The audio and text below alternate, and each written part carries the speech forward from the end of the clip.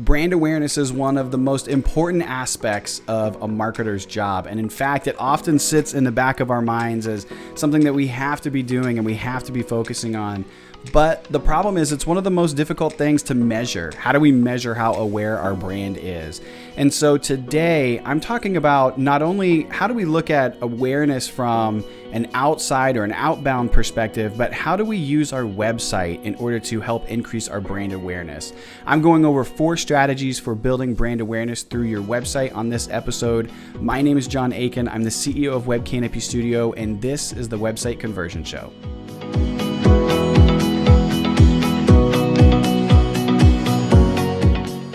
Hey, what's up, everybody? Hope you're doing well. Today, we're talking about something that's really important to me, which is brand awareness. And you see on your screen here, we have the website conversion framework. For those of you listening, you can click in the show notes. There should be a link to show you the website conversion framework.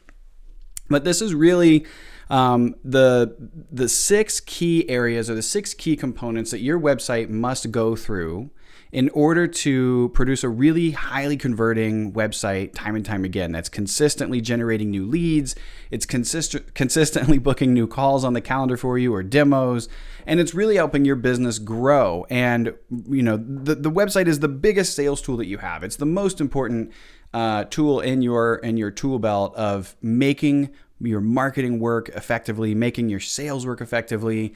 And so we have to keep coming back to each one of these different levels and making sure that we are doing the things that we need to do in order to help give the right message to our audience, in order to help raise our brand awareness, in order to help guide people through their journey with us, and in order to help them ultimately get what they need. And that could be resources. It could be getting conversations and contact information with us, and that opportunity to really grow. And so inside of the website conversion framework, today we're thinking about that third level here, which is design and development. And we're going to talk about brand awareness within that. And typically, brand awareness is generally talked about in things like outside of the website. A lot of the times people think of brand awareness as things like social media campaigns and ad campaigns and billboards and commercials and a lot of these different things where they can get out in front of new people in different areas. And so that is true. It's a very critical piece of building your brand and building your brand strategy. However, there are lots of things that we can do on the website in order to build your brand awareness. And a lot of these are pretty easy things that we can do, and some of them just require some consistency. And so today we're talking about the 4 strategies for building brand awareness with your website. And the first thing that I want to get into, the first strategy that I think is worth zeroing in on and spending a moment talking about is around the idea of interactive elements. It's around the idea of making your website have some way to engage with your audience as your website visitors come to you, and giving them this opportunity to interact with you in ways that they're not typically getting or they're not really used to. So, for example, what things can we do to incorporate some kind of interactive element with our audience to get them to engage with the website, to talk to us, and so on? There's a number of ways that we can do this, but one of the easiest ways that you can start is some kind of a chatbot strategy. And generally, I think people think of chatbots as a tool that doesn't really provide a whole lot of value, or that it's like one of those things that you got to click through in order to get to talk to a support person or a salesperson. And that is the case in some situations, but I don't think that is a proper use of a chatbot, at least from a marketing perspective, because chatbots can be so much more. And so if we think about what a chatbot could really be used for, it can really be used for helping engaging our audience. And so a really great example, a lot of B2B companies have a difficult time putting pricing on their website. They have a difficult time feeling forward enough to share how much it costs to work with them. That's a whole other topic that we'll discuss at another episode, but it is still this roadblock, this barrier that a lot of marketers and CEOs and leadership teams have to work through. So one of the ways that we can work through that is by incorporating a pricing chatbot. And we've had experiences with this on our website. It worked very well. We've had many clients do this with us too. And it's a very it's a very effective measure to get people to engage. So you might start with some decision tree questions. A chat bot pops up and it's asking the question around, would you like to know more about pricing on the pricing page, let's say. And as they click through, you're posing questions to them as a salesperson would in order to give proper pricing as a result of the chatbot. So for us, we'd be like, are you interested in a website? Are you interested in inbound marketing services? And you'd click one or the other. Okay, you said website. Are you interested in a new HubSpot website, a WordPress website, or all these other options? And so we're basically going to ask them all these different decision tree questions that we would need in order to give them an effective price at the end. But what we're also doing is we're gathering data about that contact throughout this process. So even if they don't end up making a purchase or booking a call at the end of it, what I've just done is I have effectively gathered all the contact information that I would need as a salesperson to have a really educated conversation and to really talk to that person from a place of knowledge and being a resource to them and guiding them to the right kind of solution for them. And I hope that makes sense. So for example, as you're going through all these questions in a pricing bot, by the time we get to the end, I would have gathered how big their company is, maybe what their goals are with their website. I would have gathered what platform they're on. I would gather, how many pages they currently have. I would gather stuff about their branding and all these different things. And I would ask them to enter their name and email address, and I would issue them pricing at that point. And I'd also issue them my calendar. So if they want to know more, they want to discuss this, here's what it would generally price as, and I'd give them a pretty wide range. So I'm not like locking myself into one thing. And then I'm giving them a calendar link. So things like that are really great opportunities. You can do that with software. It's very easy with software. The same kind of method applies. Other ideas for interactive elements. A really phenomenal one is a quiz and some kind of survey. And so you could do like an assessment. We have an assessment on our website, webcanopystudio.com/assessment, where you go and you take your own self-guided assessment to see how well your website performs in these different 6 areas of the website conversion framework.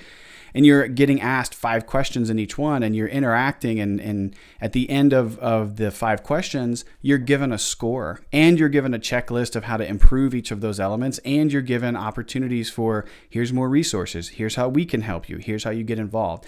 And so those opportunities are huge. You can use tools like Outgrow, you can use tools like HubSpot. There's so many different elements for chatbots. HubSpot is a great tool as well. Drift is a good option. There's so many different components that you could kind of explore within that. But what you're doing when you're having some kind of interactive element on your website, you're improving the user experience. You're improving their time on page. You're building that brand little by little. When you're doing this, you're also typically gathering some kind of contact information so that you can nurture that contact over time. So you can then start to continue to build that brand reputation, that brand credibility. And it's very, very important that we do that, because it's not just a one-size-fits-all approach. The next thing that I would recommend thinking about is designing with storytelling.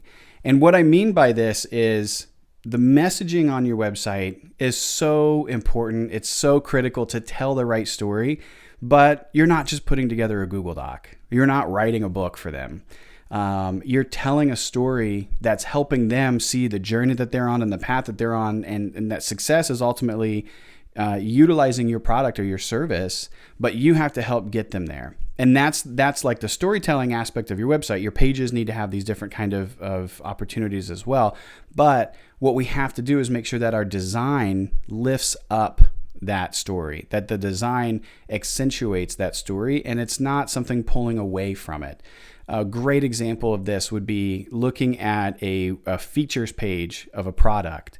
And let's say you're a software product, and instead of having just all these features listed out of the things that they're going to get, I would talk about the benefit or the problem that each feature solves first, and I would give a small paragraph of content about that, but I would design it in a way that it's a graphically pleasing kind of flow back and forth down the page, so that we're lifting up through design what that story is, and it almost makes like a perfect linear sense to walk through it. So those are the kind of things that we want to do in order to use the design to lift up that messaging.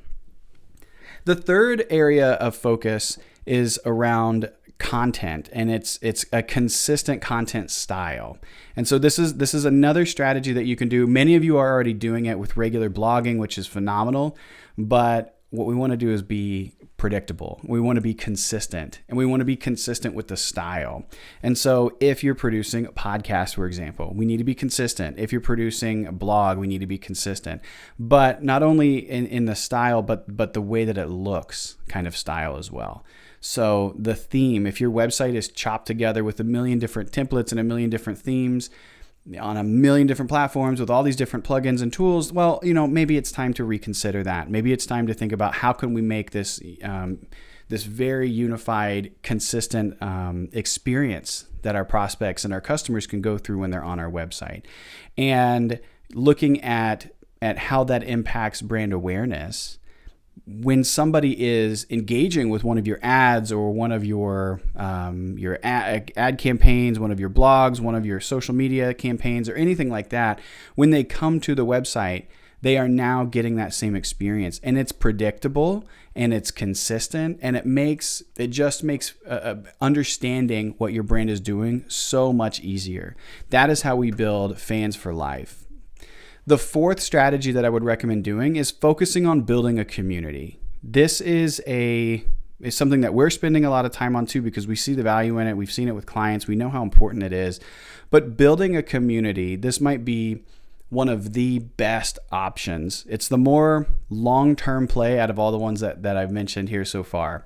But building a community is a fantastic opportunity to bring in people to, let's say, a private, exclusive experience with your company. That can be events. That can be online presentations. It could be an online course, an online group. There's a lot of different ways to do that, but I would highly recommend incorporating that considerably well into your website strategy and designing that into the overall flow of the website. You don't want to come across as just a vendor. You don't want to come across as just, oh, that's who does my insert your service here. You want to come across as, I'm a part of this experience. I'm a part of this community. I think if you look at HubSpot, they do this so well with the partner community. HubSpot's partners, for those of you that don't know, Web Canopy Studio is a partner. There's thousands of partners. And we see HubSpot as a community, as an experience for all of us. We learn from HubSpot. We help grow together. It's a phenomenal, phenomenal community. It's more than just HubSpot is our marketing automation tool. It's more than just we sell services to companies that are using HubSpot. It's far beyond that. We even have events nationally. We have small groups as well of just focusing on that community. And there's many of them that have spun off and are just partner led now. And HubSpot is just kind of a part of it. HubSpot's not even leading all of it. So when you build that community, you're building awareness and that brand reputation for life. And it's a private experience, and it's this way for you to be a thought leader, but also as an authentic relationship builder. And utilizing that inside of your website strategy is so critically important. I can't recommend it enough. So looking back, so the four brand awareness strategies that I would recommend doing using your website today. Number one, you've got to focus on engagement and interactivity, getting a way to incorporate some kind of lead conversion aspect into that. You're going to have this opportunity to use that in all of your other brand awareness strategies as well, but you're sending people to the website to experience that engagement with you, to experience that initial relationship aspect with you. Number two, designing with storytelling. You have a great story already. You have a great product. You have a great service, and you're telling that through through the website content, but our design has to lift that up, and we have to tell that story in a lot of different ways. But the design of how we share that is so critical. Number 3, consistent content style. If you're distributing content, it has to look and feel and be predictable. It has to look and feel the same every single time. And so we have to make sure that we're producing that in a consistent style, at a consistent time, at a consistent framework. And then the 4th one is building an exclusive community. It's a great opportunity to get people engaged and to build an authentic relationship with not only one customer, but many, many customers and prospects for life. And having that exclusive community is where you're going to be able to grow. You're going to be able to test new things. You're going to get great feedback. So that's really it, guys. Those are the 4 strategies for building brand awareness through your website that I wanted to work through with you today. Please don't hesitate to go to webcanopystudio.com/assessment. Take the website conversion assessment. I kind of talked about it a little bit already. And this is the assessment where it's a self-guided 30-question survey. There's 6 different topics, 5 questions in each topic, and you're basically just giving an honest assessment of where you feel you're at on each of these different topics. And so we're posing different questions, and what's going to happen is based off of the answers that you give, you're going to get a score, and then on that score, you're going to get ideas as the report comes back to you. You're going to get ideas for improving that area. You're going to get a checklist of things that you can work on. You're going to get information as to how that's tied to your CRM and your marketing and sales process, and you'll get resources for how to improve that on your own. I think that's it. Thank you so much for listening. Let us know if you have any questions, and we'll see you next time.